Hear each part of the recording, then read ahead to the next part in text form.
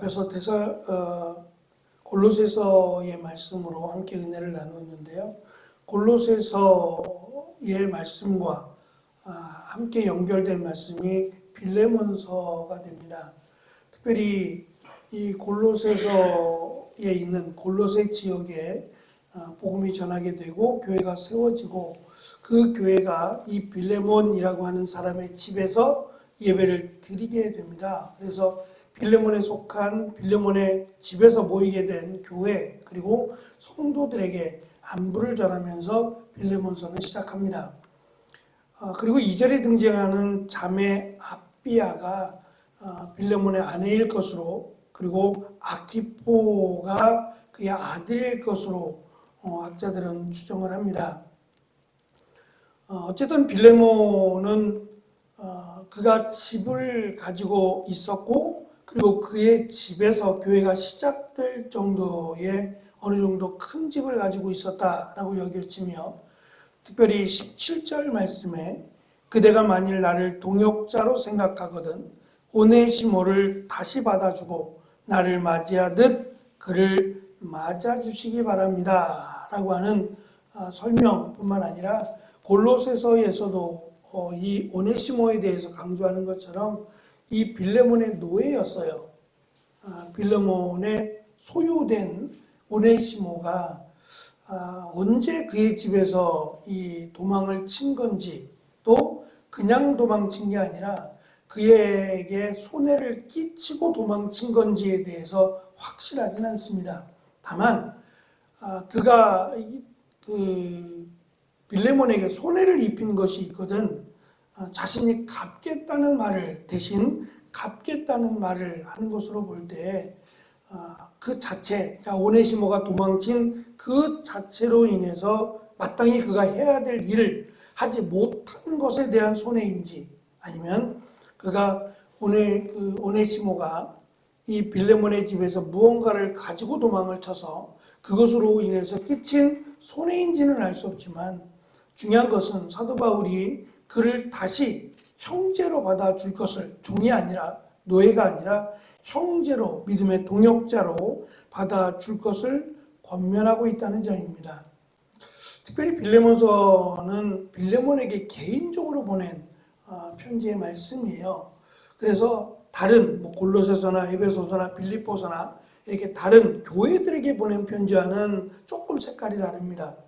개인에게 보낸 편지이기 때문이고 또 한 가지는 내용 자체가 굉장히 조심스러워요. 사도 바울이 빌레몬에게 하는 이런 표현이나 또 요구하는 내용들이 굉장히 조심스럽게 진행이 됩니다.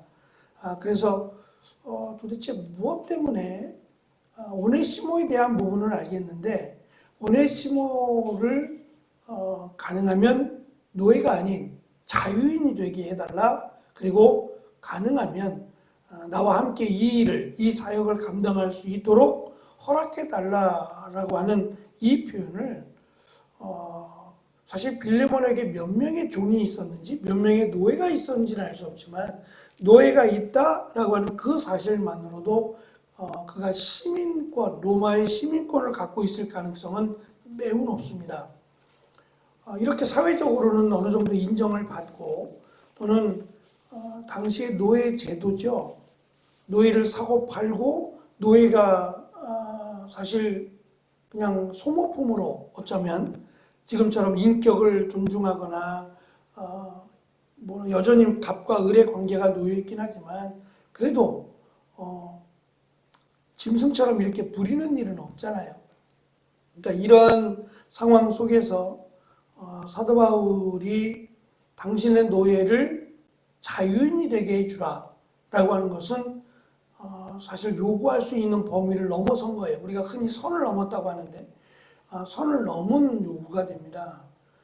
왜냐하면 이 당시 골로새와 같은 지역은 주민의 3분의 1이 노예였답니다. 그 노예가 굉장히 많은 거죠. 세 사람 중에 한 사람은 노예라고 하는 이야기니까요. 특별히 그 소금 광산이라 그래서 우리는 석탄을 채취하고 이런 일들이 있었잖아요. 그때는 그것을 채취할 이유는 없고 소금이 귀하기 때문에 월급 대신, 봉급 대신에 소금을 줄 정도로 소금이 굉장히 귀했고, 이 소금 전쟁이 일어날 만큼, 그러니까 사해바다의 소금이 얼마나 그들에게는 굉장한 그 소유 욕심이 생겼겠냔 말이에요. 그러니까 당연히 이스라엘을 정복하고자 하는 마음이 이 소금 때문이라도 굉장히 강했을 겁니다. 근데 이 사해바다뿐만이 아니라 이 소아시아 지역에도 소금 광산이라고, 돌소금이죠. 이런 소금 광산들이 있었다 그래요. 그래서 이 광산을 캐서 소금을 빼어내는 이런 일들을 하는 막노동꾼인데, 그래서 이들의 수명이 좀 짧았답니다. 워낙 힘든 일들을 막노동을 하다 보니까 수명이 짧았다고 하는데, 이들뿐만 아니라 주인의 사업을 돕는, 그리고 자녀를 양육하는 가정 노예 등 굉장히 다양한 부분들을 노예가 감당을 했답니다. 그러니까 노예가 없으면 일이 진행이 안 돼요. 3분의 1이 노예니까 거의 대부분의 일들을 노예들이 감당을 했으니 주인들은 반대로 얼마나 편했겠어요.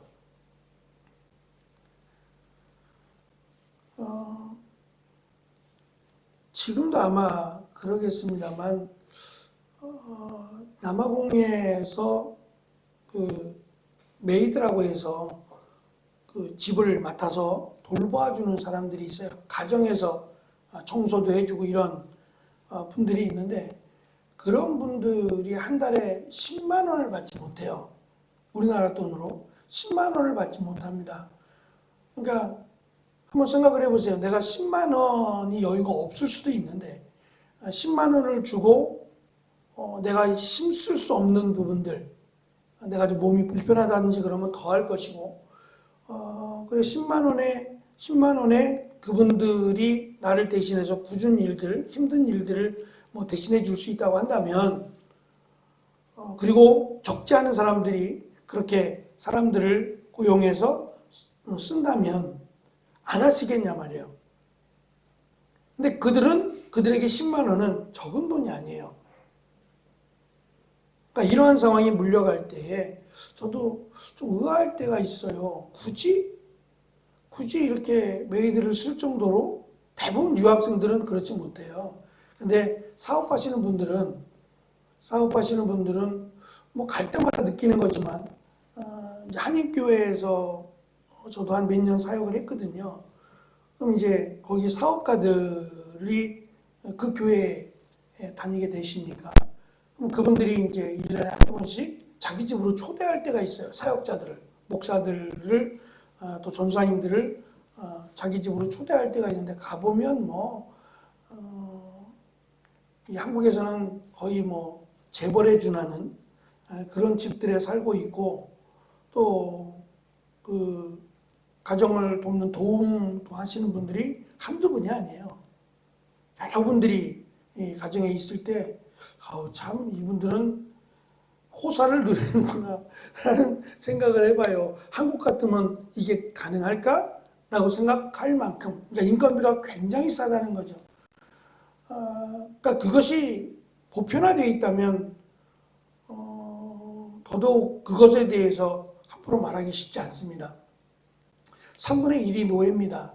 어느 집을 가도 로마의 시민권을 갖고 있는 사람이라면 당연히 노예를 두고 그 노예들이 집안일을 거의 대부분 하던 그런 시대였습니다. 그것이 당연화되어 있고 보편화되어 있던 시대에 사도 바울이 오네시모를 자유인이 되게 해주라. 이것이 믿음을 가진 사람의 마땅한 일이다 라고 말하기는 결코 쉽지 않았다는 얘기입니다. 우리는 빌레몬의 노예였던 오네시모에 대해서 그의 직업이나 그가 무슨 일을 했고 그의 나이가 어떻고 왜 노예로 팔려왔는지에 대해서 전혀 알지 못합니다. 또한 주인 빌레몬이 어떠한 일을 했고 또 그가 어느 정도의 부자인지도 알 수 없습니다. 다만 오네시모가 지금 1장 1절에서 시작하면서 밝힌 대로 인사를 하거나 그런 것도 없고, 시작하면서 사도 바울이 자신이 감옥에 갇혀 있다는 소식, 그리고 그가 자신의 집에서 예배를 드리고 있다, 현재 드리고 있다라는 내용으로 안부를 묻는 것으로 볼 때, 저는 오네시모가 도망친 일이 만약에 그가 예수를 믿기 전이라면 일단 믿음을 가진 것에 대한 언급으로 시작을 했을 거예요. 전에는 믿음이 없었는데 지금은 믿음을 가지고 있다라는 사실로 아마 안부를 물었을 것이라고 생각합니다. 그런데 그런 안부가 아니라 집에서 예배를 드리고 있는 것에 대한 안부를 묻는 것으로 볼 때에 그가 집에서 예수 그리스도를 믿고 집에서 교회를 예배를 드리고 집에서 성도들이 함께 모일 때에 오네시모가 도망친 것은 아닐까라는 것에 무게를 두어 봅니다. 물론 오네시모가 잘못했습니다. 아무리 그래도 오네시모는 노예고 주인의 소유가 된 사람이에요. 그러니까 주인의 것이란 얘기죠. 그 주인의 것인 오네시모가 주인을 버리고 도망친 일은 주인이 그를 죽여도 할 말이 없을 만큼 굉장히 중대한 사안이고, 또 심지어는 주인을 상해하고 다치게 하거나 심지어는 죽이고 도망친 노예도 있어요. 원한을 품은 노예들의 경우에는 어차피 도망칠 거 주인에게 상해를 입히거나 또는 심지어 주인을 죽이고 도망친 노예도 있어요. 이래도 죽고 저래도 죽는다면 이런 극단적인 선택을 하는 노예도 있었다는 겁니다. 근데 오네시모는 그렇게까지 하지 않은 것 같고, 어쨌든 주인에게 손해를 끼치고 주인 빌레몬으로부터 도망친 것은 분명합니다. 저는 말씀을 준비하면서 바울이 왜 1절에서 자신이 감옥에 있다라는 것을 강조했을까? 보통 시작부터 내가 감옥에 갇혀서 라는 말을 쓰지는 않습니다. 드러내지는 않는데, 물론 개인에게 보낸 편지이기 때문에 어떤 양식이 좀 다르다고는 할 수 있을지라도 굳이 자신이 감옥에 있다라는 것을 강조할 만한, 그리고 디모데를 지금 사실 열악한 환경 속에서 디모데를 에베소로 보내게 되는데 그것을 굳이 밝힌 이유는 어린 디모데가 자기가 이 손해를 보고 또는 에베소에 가서 어떤 일이 일어날지 모르지만 그럼에도 불구하고 순종하고 있다라고 하는 사실을 더불어 밝히고 있는 것은 빌레몬에게 지금 자신의 집에서 교회가 진행이 되고 있고 성도들이 모이는 것, 사실 어찌 보면 불편한 일이에요. 개인 집인데 자신의 집을 오픈해서 매일같이는 되지 않더라도 사생활이 지켜지지 않을 수 있잖아요. 그러니까 자신의 집을 교회로 드린다는 것도 참 쉽지 않은 결정일 것이라고 생각합니다. 그럼에도 불구하고 이 오네시모의 문제, 특별히 당시의 노예 제도라고 하는 넘을 수 없는 참 설명하기 어렵고 복잡한 이 노예 제도에 대해서 사도 바울은 결단을 해주기를 원하고 있습니다. 바울 자신은 복음을 전하다가 감옥에 갇혔는데 동역자라고 소개하는 빌레몬은 여전히 세상의 제도, 로마의 시민권자가 누릴 수 있는 이런 혜택들에 자신을 합리화시키고 살아간다면 그것은 성숙한 그리스도인은 아니다라고 하는 것을 저는 빌레몬서를 통해서 강조하고 있다라고 여겨집니다. 분명 빌레몬은 성도들에 대한 사랑과 주 예수에 대한 믿음이 있었습니다. 5절을 보면 이 부분을 칭찬합니다.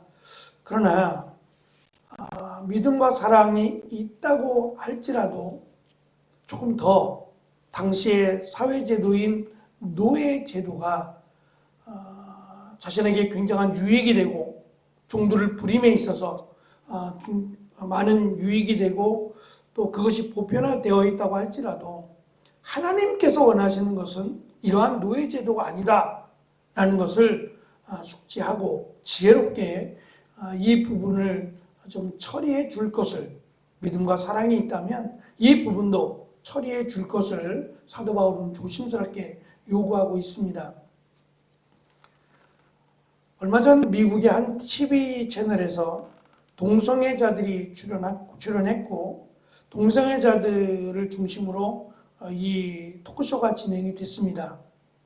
한 동성애자가 자신의 성적 정체성에 대해서 자랑하는 발언을 하자 많은 방청객뿐만 아니라 많은 사회자들도 호응을 보이고 박수를 했습니다.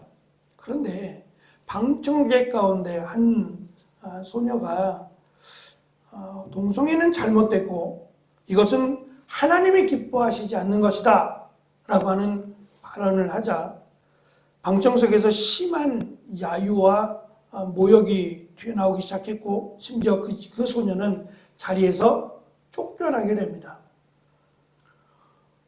이것이 현실입니다. 이것이 현실이라고 해도 저는 이 소녀가 자리에서 쫓겨나더라도 그녀가 쏘아 올린 공은 여전히 영향이 있다고 생각합니다. 마찬가지로 빌레몬이 어느 정도의 골로새 지역에 영향력을 미쳤는지는 알 수 없습니다. 그리고 이 빌레몬이 자신의 노예를 자유롭게 한다라고 하는 것은 분명 경제적인 면에서는 손해입니다. 그리고 자기와 같은 그런 주인된 이들에게는 상당한 도전이 될 수 있어요. 너는 왜 그렇게 하느냐? 그럼 나는 뭐가 되느냐? 라고 하며 자기와 같은 비슷한 종류의 사람들에게는 안 좋은 모범이 될 수 있어요. 모델이 될 수 있습니다. 그래서 사도 바울이 이 빌레몬에게 권면하는 것은 그 믿음의 정도죠. 너가 어느 정도 믿음이 있느냐? 정말 믿음의 동역자, 나와 같은 동역자라면 희생을 해야 되고 헌신을 하는 것이 성숙한 그리스도인의 모습이다. 우리가 복음을 위해서 감옥에 갇힌 것을 부끄러워하지 않고 자랑하고 있는 것처럼 내가 비록 로마의 시민권을 가진 한 부유한 사람일지라도 그리스도인이라면, 그리스도의 동역자라면 결단을 해야 된다. 다른 사람이 또는 사회가 너에 대해서 어떠한 비난의 화살을 쏟아내더라도 믿는 자라면, 예수 그리스도를 믿는다면 하나님이 원하시는 뜻이 무엇인지를 분별하고 그거에 대해서 믿음을 보이라는 요구를 빌레몬서에게 하고 있다고 생각합니다.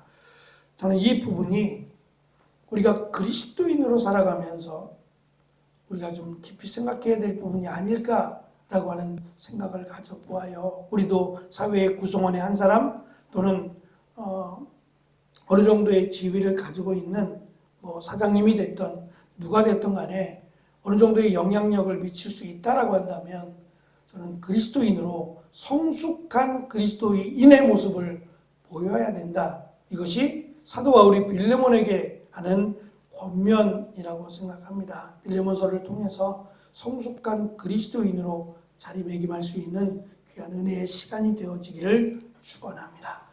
기도하겠습니다.